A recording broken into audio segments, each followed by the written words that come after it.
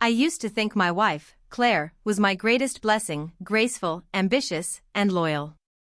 We had been married for 7 years, and while our relationship had its ups and downs, I believed we were unbreakable. She was an executive assistant at a large investment firm, and her boss, Richard Harlow, the charming CEO with silver hair and a reputation for being hands-on, always seemed overly fond of her. I brushed it off at first, telling myself that she was just his most competent employee. But then came the late nights, the sudden business trips, and the way her phone would buzz with messages that she'd hide from me like they were state secrets. I wasn't a fool. I just wanted to believe that the woman I married would never betray me. That illusion shattered one Friday night when I called her office line, only for Richard's voice to answer, "She's busy right now, mate. Maybe call back later." The casual tone in his voice made my stomach twist.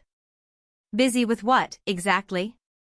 That's when I decided to find out the truth, not through confrontation, but through proof. I was a cybersecurity consultant by profession, which meant access and tracking were second nature to me. I installed a small piece of monitoring software on her work phone backup, one she thought was wiped clean after her last Office update. It synced her calendar and messages to a hidden cloud folder.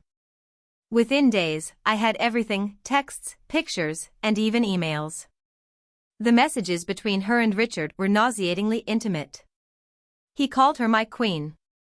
She called him my king.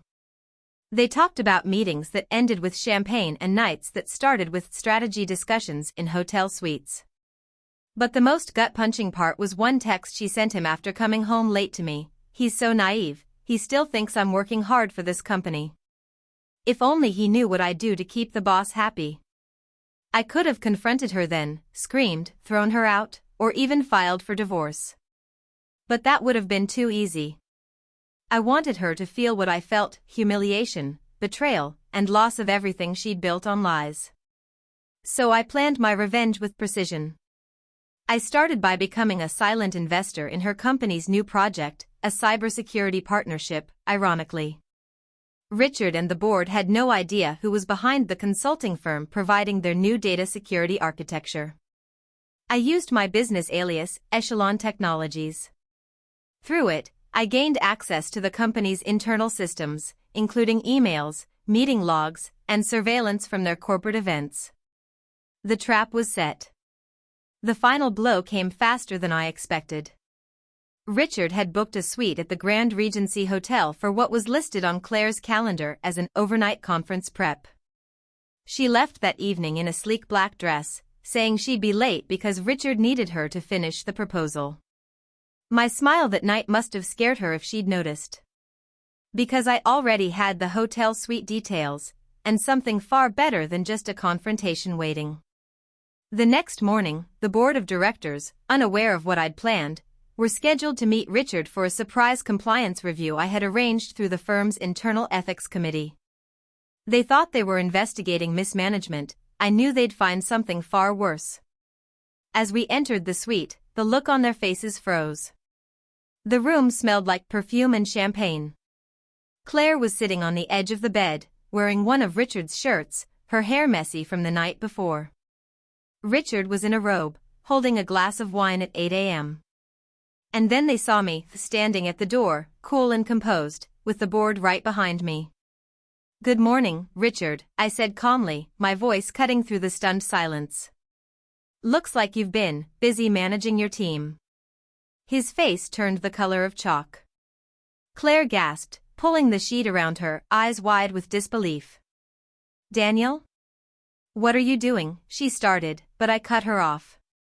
"Don't worry, darling," I said with a thin smile. "I just thought the board should see how their CEO handles employee motivation." The board members exchanged shocked glances. The chairman, a stern older man named Prescott, was already pulling out his phone. Within minutes, the scene turned into a corporate disaster. Cameras flashed. Questions flew. Richard tried to stammer out excuses, but the hotel security footage I had already supplied to the ethics committee had done the rest. By noon, Richard was escorted out of the building by security. Claire was fired for conduct unbecoming of an executive employee. The company's PR department spun into chaos, and my firm, Echelon Technologies, officially terminated its contract, not before leaking an internal report detailing the breach of professionalism that had compromised confidential data. The scandal made headlines that week. Richard's reputation was ruined, and Claire's name was permanently tied to it. That evening, she showed up at our house, crying, begging, clutching at the door like a woman drowning. "Daniel, please. I made a mistake. I was stupid. I didn't know you'd." I stopped her with a cold stare. "You didn't know I'd find out? Or you didn't think I'd have the power to destroy you?" She sobbed harder, saying she'd lost everything, that I was all she had left. I let her cry, her mascara streaking down like inked lies melting off her face. Then I simply said, "No, Claire. You lost me the day you called him your king." I closed the door slowly, hearing her fists hit the wood, her sobs echoing down the hall. I didn't feel pity, just closure. A week later, I finalized the divorce papers. Word spread that Richard had left the city, and Claire was struggling to find any company that would touch her resume. Ironically, one of my clients told me she applied for a junior assistant position at their firm. I told them to give her a chance, only if she'd be working under a female boss. Revenge didn't bring me joy, but it brought balance. The man she mocked as naive had turned out to be the one holding all the strings. And every time I hear the word queen, I smile. Because queens only exist when they have a kingdom, and hers burned the day I walked into that suite with the board of directors.